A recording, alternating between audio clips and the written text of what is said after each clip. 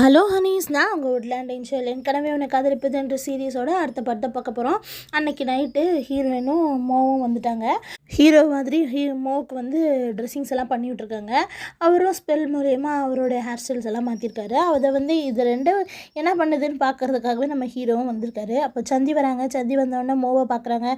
மோக்கிட்ட பேச சொல்கிறாங்க. அப்போ வந்துட்டு அது கொஞ்சம் நேரம் அப்படியே நகர்ந்துவாங்கன்னு சொல்லி அந்த பள்ளத்தில் தள்ளி விட்டுருதுங்க. பள்ளத்தில் விழுந்தோன்னே இவனும் அவங்க முகத்தை மறைச்சிக்கிறான். அந்த பொண்ணு ஈரமாயிருச்சு, இன்னும் முகத்தை மறைச்சிக்கிறாங்க. மோவும் சந்தியும் சேர்ந்து ஹீரோயினோட ரூமுக்கு போகிறாங்க. அங்கே போனால் அவளோட பிரின்ஸ் சின் அங்கே இருக்காங்க. அந்த பாம்புக்கு வந்து கண் லைட்டாக தான் தெரியும். அவளோட ஸ்மெல்லை வச்சு தான் கண்டுபிடிக்கும். இப்போ வந்து சந்திக்கு வந்து ஹீரோயினோட ட்ரெஸ்ஸை கொடுக்கறதுனால அவளோட ஸ்மெல் அங்கே இருக்குதுன்னு சொல்லிட்டு இந்த சந்தி பின்னாடியே அந்த பாம்பு போகுது. உடனே இவள் பார்த்து பயந்துட்டு நேராக அங்கேருந்து ஓடி போயிடுறா. அவள் பின்னாடியே நம்மளுடைய மோவும் ஓடுறாரு. ஆனால் இங்கே பார்த்திங்கன்னா ஹீரோயினுக்கு ஒன்றுமே தெரியல. ஹீரோயின் எங்கடா அவன் வரலையேன்னு பார்த்துட்டு இருக்கும்போது மரத்துக்கு அந்த பக்கமாக நம்ம ஹீரோ வந்து நிற்கிறாரு. ஆனால் அவங்க மோன்னு நினச்சிக்கிறாங்க. அவங்க கையில் மாஸ்க்கை கொடுக்குறாங்க. அவரும் அதை வாங்கிக்கிறாரு. அப்புறம் முடிவு பிடிச்சி இழுத்துட்டு, என்ன நீ இன்னும் அந்த ட்ரெஸ்ஸை மாற்றவே இல்லையா, பார்க்குறக்கே சிசி மாதிரியே இருக்குது, நீ ஏன் இப்படியெல்லாம் பண்ணுற, ஏன் துணி மாற்றம் வந்த அப்படின்னு சொல்லி கேட்டுட்ருக்காங்க. இவர் ஒன்றுமே பேசல, மாஸ்க்கை போட்டுக்கிட்டாரு. சரிவா நம்ம ஹீலிங் பூக்களை பார்க்குறதுக்கு போகலாம் அப்படின்னு சொல்லிட்டு அவங்கள கூப்பிட்டு போயிட்டாங்க. அவர் பேசும்போதும் இல்லையே, நான் அப்போ தான் இங்கே தான் இருக்கேன் அப்படின்னு அவர் சொல்கிறாரு. ஆமாம், வாய்ஸ் கூட மாற்றவே இல்லை, ஏன் தான் இப்படி பண்ணுறியோ அப்படின்னு சொல்லிட்டு அவங்க போயிடுறாங்க. அந்த சமயத்தில் அரசவையில் அரசரும் அரசியும் உட்காந்துருக்காங்க. அப்போ வந்து ஜூனோ கிட்ட கேட்குறாங்க, எங்கே சந்தியையும் ஆரண்யாவை காணோம் அப்படின்னு. ஆரண்யா எப்போவும் வெளியே தான் சுற்றிட்டு இருப்பா, அதனால் அவளை கூட காணோன்னா பரவாயில்ல, ஆனால் சந்தி எங்கே போனான்னு தெரியலையே, எப்போவும் என் கூட தானே இருப்பா அப்படின்னு சொல்லிட்டு ஜூனோ யோசிக்கிறாங்க. அப்போ வந்துட்டு அந்த இவரோட சகோதரர், இவங்களுக்கு எல்லோரும் ஒரு சகோதரர் இருப்பார். அவரும் வந்து நம்ம ஷென் கூட தான் இருப்பாங்க.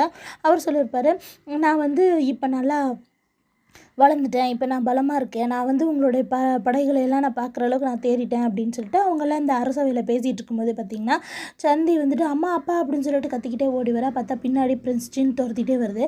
அதை பார்த்தோன்னே அப்புறம் காவலாளிங்களுக்கு வந்து அவங்க பனிஷ் பண்ணுங்க இந்த பாம்பை அப்படின்னு சொல்லிட்டு அவர் சொல்லிடுறாரு நம்ம அரசர். இவளும் அரசர்கிட்ட வந்தோடனே சந்தியும் மயக்கம் போட்டு விழுந்துடுறாங்க. ஆனால் அவங்கெல்லாம் அந்த சின்ன பிடிக்க வர்றதுக்குள்ளேயே நம்மளுடைய ஷென் வந்து அதை மயக்கமடைய வச்சிடறாரு. இந்த சின் வந்து வெளியவே வராது. சிங்கு இப்போ மட்டும் வெளியே வந்திருக்குன்னா ஏதோ ஒரு பிரச்சனை, ஹீரோயின் எங்கே இருக்குன்னு தெரில அப்படின்னு சொல்லிட்டு இவர் யோசிச்சுட்டு இருக்காரு. அந்த சமயத்தில் பார்த்திங்கன்னா ஹீரோவும் கடத்தருக்கு வந்துட்டாங்க. அங்கேருந்து அந்த பூக்களை பார்க்குறதுக்காக 2 பேரும் தனியாக இடத்துக்கு போகணும் அப்படிங்கிறாங்க. அங்கே ஒரு பெரிய புல்வெளி இருக்குது.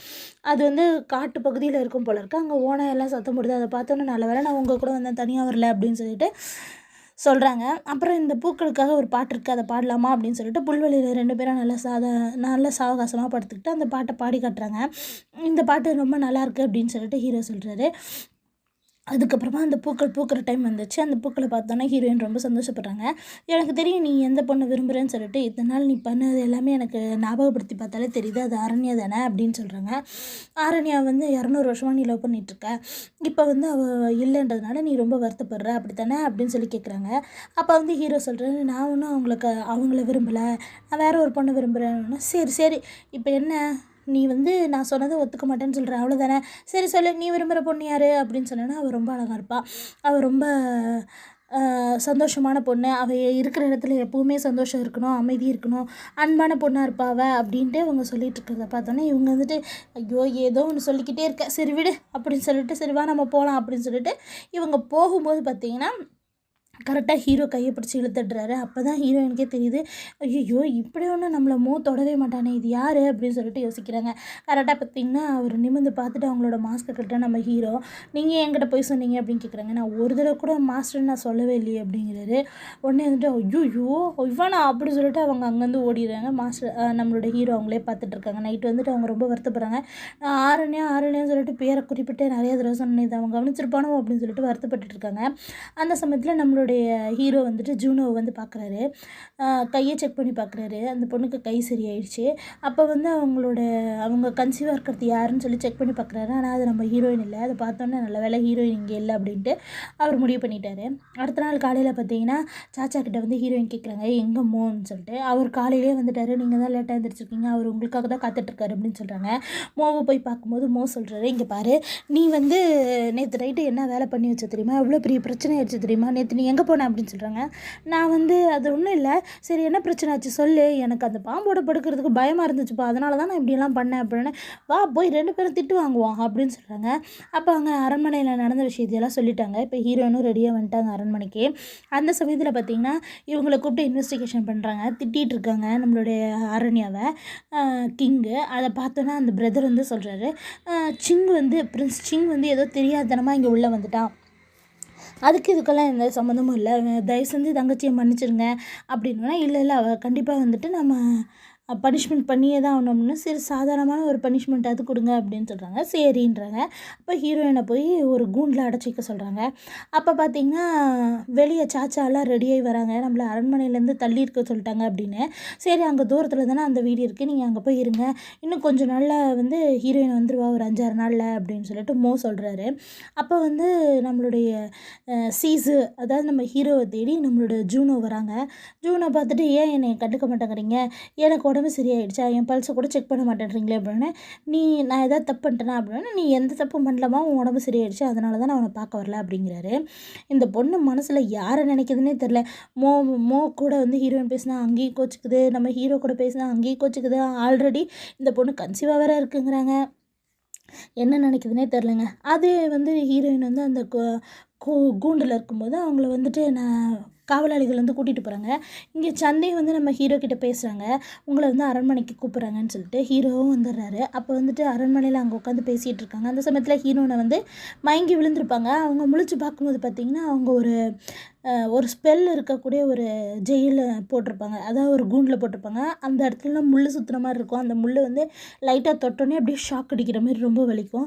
அந்த சமயத்தில் இவங்க பார்த்துட்டு இருக்கும்போது சந்தி வராங்க. சந்தி வந்து ஹீரோனை மிரட்டுறாங்க, நீ என்னையவே வந்து இந்த மாதிரி பண்ணுறியா, என்னை பாம்பா விட்டு கடிக்கிற இந்த இடத்துல நீ தாண்டி இருக்கணும் அப்படின்னு சொல்லிட்டு வச்சு அடைச்சி வச்சுறாங்க.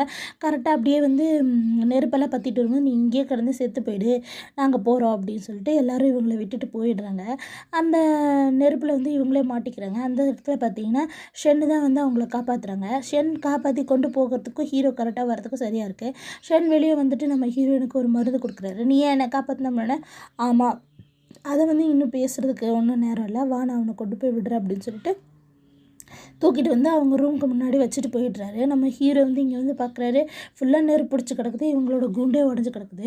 அப்போ வந்துட்டு பார்த்திங்கன்னா ஷென் அங்கே உட்காந்து பார்த்துட்டு சொல்லிக்கிட்டு இருக்காரு, யாருக்கு வேணாலும் கடமைப்பட்டிருக்கலாம், ஆனால் உன்னை நான் திரும்ப உயிரோடு கொண்டு வருவேன்னு சொல்லிட்டு இருக்கும்போதே கரெக்டாக மோ வர சத்தம் கேட்டோன்னா அவர் ஓடி போய் ஒழிஞ்சிக்கிறாரு. மோ தூக்கிட்டு வந்து உள்ளே படுக்க வச்சு அவங்களுக்கு ட்ரீட்மெண்ட் பண்ணி எழுப்புறாங்க.